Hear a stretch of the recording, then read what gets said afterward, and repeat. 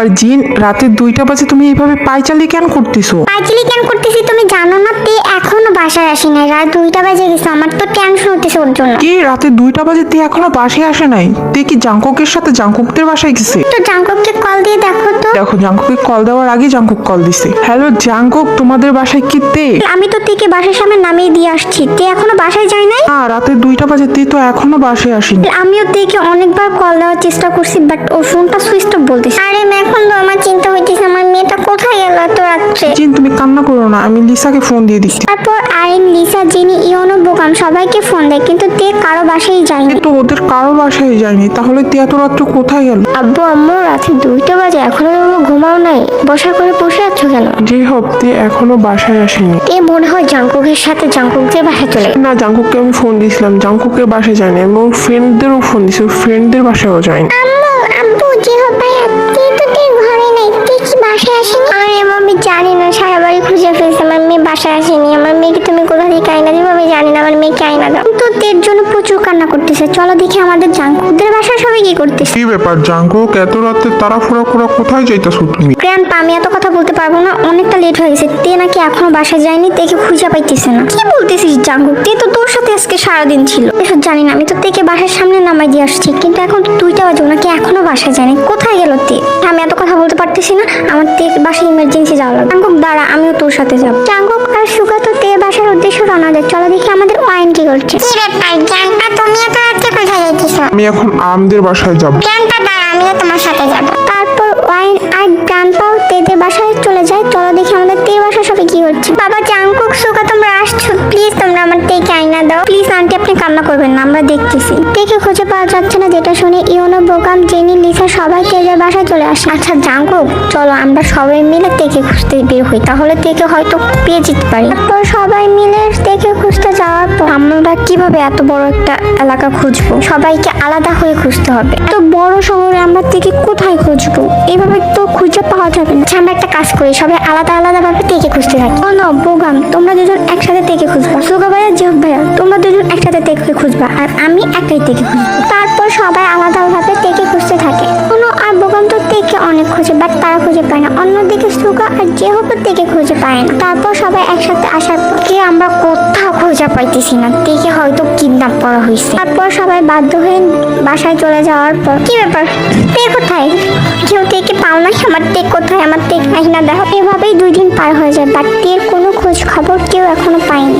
অন্যদিকে জিনও প্রচুর পরিমাণ অসুস্থ হয়ে যায়, যার কারণে জিনকে হসপিটালে ভর্তি করা হয়। আজকে তো 2 দিন হয়ে গেল ওকে কিডন্যাপ করে আনা হয়েছে। ওর ফ্যামিলিকে এখন একটু জানিয়ে দেওয়া উচিত। হ্যাঁ, ওর ফ্যামিলিকে তো সব জানাবো, তো আর আগে ওর ক্লাসটা একটু নিতে হবে না?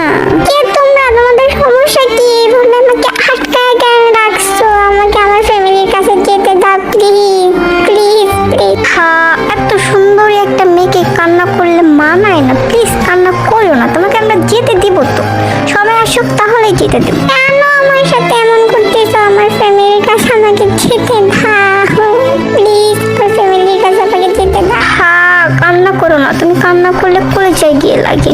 তোমার ফ্যামিলির সাথে আমার পুরনো হিসাব মিলাতে হবে, তো তারপর তোমাকে যেতে দিব। যেই হও না কেন, তোমার ফেস কেন কাদা করে রাখছো? আমি দেখতে চাই তোমার খারাপ। দেখবে দেখবে, সময় অসুখ সব দেখবে অ্যান্ড জানবে। আজকে তোমরা 2 দিন ধরে আমাকে কিডন্যাপ করে আনছো, প্লিজ আমাকে অন্তত পক্ষে এক ফোঁটা পানি খেতে দাও, আমার গলাটা শুকায় যেতেছে। ওকে 1 গ্লাস পানি দাও, বেচারি অনেক গলা শুকিয়ে যাইতেছে। মারা গেলে তো আমাদের কাজটা হাসিল হবে না। তারপর একটা লোকের কাছে পানির গ্লাস নিয়ে যাওয়ার পর আমার হাতটা বাইধা রাখছো। বাইধা রাখলে আমি কিভাবে খাবো? হাতটা ছুটিয়ে দাও না প্লিজ। দেখো আমি পালানোর চেষ্টা করবো না। আর লোকটাতে হাতটা ছুটিয়ে দেয় অ্যান্ড তেও সাথে সাথে লোকটার মাস্কটা খুলে ফেলে। মিস্টার সুবি, আপনি? তার মানে আপনি আমাকে কিডন্যাপ করছেন? ওহো, যেহেতু দেখেই ফেলছো তাহলে তো বলেই দিতে হয়। হ্যাঁ, আমি আর আমার ছেলে মিলে তোমাকে কিডন্যাপ করছি। কিন্তু কেন আমাকে তোমরা কিডন্যাপ করে আনছো? আমি তোমাদের কি ক্ষতি করছি? আহা, তুমি তো কোনো ক্ষতি করো না, তোমার ফ্যামিলি করছে। আই মিন তোমাকে শুধু আমরা জাস্ট টোপ হিসেবে ব্যবহার করছি, বুঝতে পারছো? মিস্টার সুবিন, আপনি একটা বিশ্বাসঘাতক। আপনি জাঙ্কুকের সাথে বিশ্বাসঘাতকতা করছেন। প্লাস আপনি যে আমার সাথে এগুলো করছেন, জানতেন আঙ্কেল আপনি কি একদম শেষ করে ও জাঙ্কুক আমাকে শেষ করে ফেলবে, তাহলে তো জাঙ্কুককে এখন ডাকতেই হয়। বাবা এখন সময় এসে গেছে, ওর ফ্যামিলিকে জানিয়ে দাও যে ওকে কাই, তাহলে তুমি জাঙ্কুককে কল করো। আর কাই জাঙ্কুককে কল না করে আয়নকে কল করার পর 2 দিন হয়ে গেল আমার মেয়েটা আমার কাছে নাই, প্লিজ তোমরা আমার মেয়েটাকে আয়না দাও। হঠাৎ করে আর্মের ফোনে একটা কল আসার পর কি ব্যাপার, একটা আননোন নাম্বার থেকে কল আসছে, আমি কলটা রিসিভ করব। আঙ্কেল আপনি ফোনের লাউড স্পিকার বাড়ান, আমরা সবাই শুনবো যে কে ফোন দিছে। আমার মনে হয় কে যে কিডন্যাপ করছে সেই ফোন দিছে কিডন্যাপার। তারপর আরেম জাঙ্কুকের কথা শুনে ফোনের লাউড স্পিকার বাড়িয়ে দেওয়ার পর, কি ব্যাপার মিস্টার কিম নামজুন, আপনার ফোনটা ধরতে এত লেট হলো কেন? আপনি কি চান না আপনার মেয়ে বেঁচে থাকুক? কে তোমরা? আমার মেয়েকে কেন তোমরা আটকে রাখছো? কি শত্রুতা আছে তোমাদের সাথে? শত্রুতা বোঝাবুঝি এটা পরে বোঝা যাবে, আগে মেয়েকে বাঁচাতে চাইলে 20 কোটি টাকা নিয়ে এখনই চলে আসেন। হ্যাঁ, আমি এখনই 20 কোটি টাকা নিয়ে আসতেছি। তোমরা কোথায় আছো খালি সেটা বলো। শহরের শেষ মাথায় জঙ্গলের মধ্যে একটা বাংলো আছে, সেখানেই আমরা আছি। হ্যাঁ মিস্টার নামজন, চালাকি করার চেষ্টা করবেন না, আপনার মেয়ে একটু ভয়েসটা শুনে রাখুন। বাবা প্লিজ আমাকে বাঁচাও এই লোকগুলোর হাত থেকে, প্লিজ আমাকে বাঁচাও। তুই আমার প্রিন্সেস, আমি তোমার কোনো ক্ষতি হইতে দিব না। হয়েছে মেয়ের সাথে কথা বলা, সো চালাকি করার চেষ্টা একদম করেন না, পুলিশকে ইনফর্ম করার চেষ্টা তো করবেনই না। সো এখন কলটা রাখি নামজন, তাড়াতাড়ি চলে আসছেন। এখন আমরা কি করবো? তে তো প্রচুর পরিমাণ বিপদের মধ্যে আছে। আঙ্কেল আপনি চিন্তা করেন না, আমি যাবো থেকে বাঁচাই। জাঙ্কুক তুই একা না, আমরা সবাই যাবো তোর সাথে। আপু তুমি গ্র্যান্ডপার কাছে থাকবা, জিমিন আপু, লিসা, জেনি তোমরা আন্টির কাছে থাকবা, তোমরা কেউ আসবে না, তোমরা বিপদের মধ্যে পড়তে পারো। আঙ্কেল আপনি পুরো পুলিশ টিম নিয়ে পুরো বাংলাটাকে ঘিরে ফেলেন। তো জাঙ্কুক পুলিশ নিয়ে গেলে তো তোর বিপদ আছে। আঙ্কেল আপনি একদম টেনশন করেন না, পুলিশ না গেলে বিপদ আছে, আপনি যেটা বলছো ওটাই করে। আরাম পুলিশ স্টেশনে গিয়ে পুলিশকে সব বলে এবং সে তারা পুরোনো বাংলাতে গিয়ে চারদিক দিয়ে ঘিরে ফেলে। অন্যদিকে জাঙ্কুক ইউনো বোগাম যে হোক সুগার সবাই ওই পুরোনো বাংলার উদ্দেশ্যে রওনা দেয়। দেখি মিস্টার কাই আর সবিন কি বলছে। কি ব্যাপার কাই, তুমি জাঙ্কুককে কল না করে কে বাবাকে কেন কল করছো? বাবা রিল্যাক্স, জাঙ্কুককে কেন কল করবো? মিস্টার নামজনকে কল করা মানে জাঙ্কুককে আনা, ওদের পুরো ফ্যামিলিকে আনতে হলে তো মিস্টার নামজনকে ফোন দিতে হবে, না হলেই তুমি আমার ছেলে। হ্যাঁ তো যাই হোক, একদিনে 2 পাখি মারা হবে। হ্যাঁ সাপও মরবে আর লাঠিও ভাঙবে না। অন্যদিকে জাঙ্কুকরা সবাই তো পুরোনো বাংলার ভিতরে আসার পর coming coming coming mister Jeon Jungkook coming. কে তোমরা?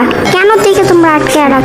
আমরা তো থেকে আনতে চাইনি, কেন না তে তো তোমাদের সবার প্রিয়, তোমাকে আনতে হলে তো থেকে আমাদের টোপ হিসেবে ব্যবহার করতে হবে। কে তোমরা আর কেনই বা থেকে কিডন্যাপ করে আনছো তোমরা? আমরা কে সেটা বড় বিষয় না, তোমাদের সাথে আমাদের পুরনো হিসাব মেলানোর দরকার ছিল, সেজন্য আমরা থেকে কিডন্যাপ করছি। আর আমরা কে তোমরা নিজেরাই দেখি না। তারপর লোকগুলো নিজেদের মাস্ক খোলার পর মিস্টার সবিন আর কাই তোমরা দুজনে এখানে কেন? তোমরা দুজনেই থেকে কিডন্যাপ? হ্যাঁ আমরা বাবা ছেলে দুজনে মিলে তোমাদের প্রিয় থেকে কিডন্যাপ করে আনছি। মিস্টার সবিন আপনাকে আমি অনেক ভালো জানতাম, আপনি আমাদের কোম্পানির ম্যানেজার ছিলেন, আর আপনি এতটা নিচে নামতে পারলেন কিভাবে? আপনারা যত টাকা চান আমরা তত টাকা দিব, কিন্তু আপনারা দেখে ছেড়ে দেন।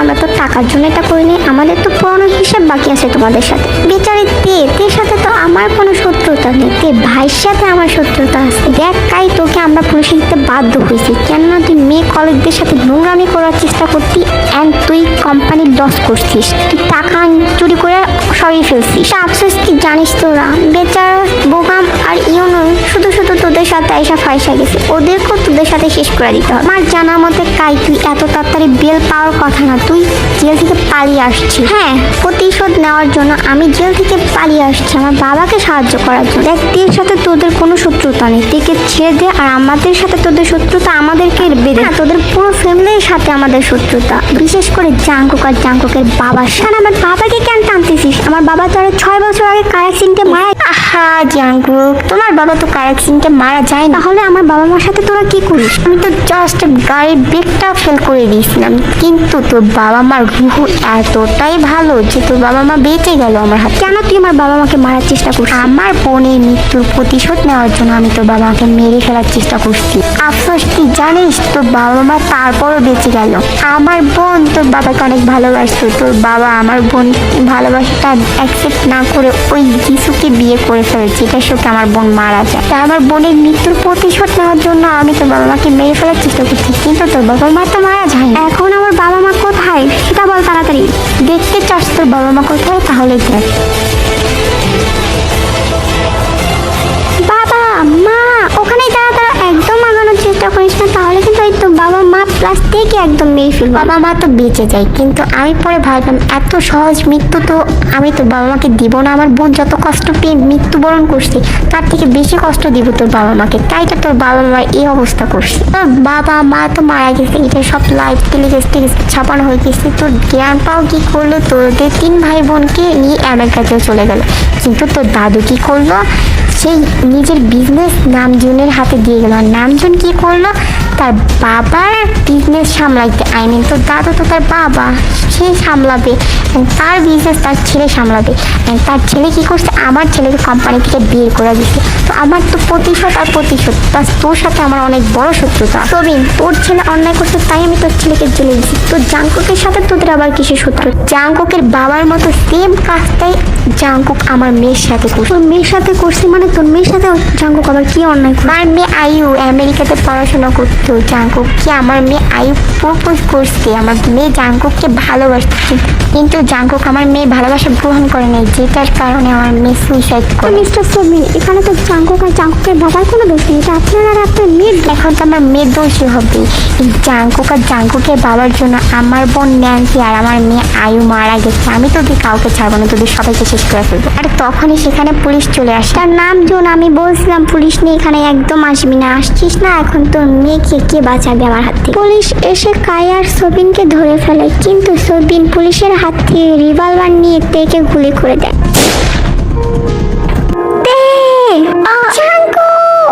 দৌড়ে গিয়ে তেকে জড়িয়ে ধরে।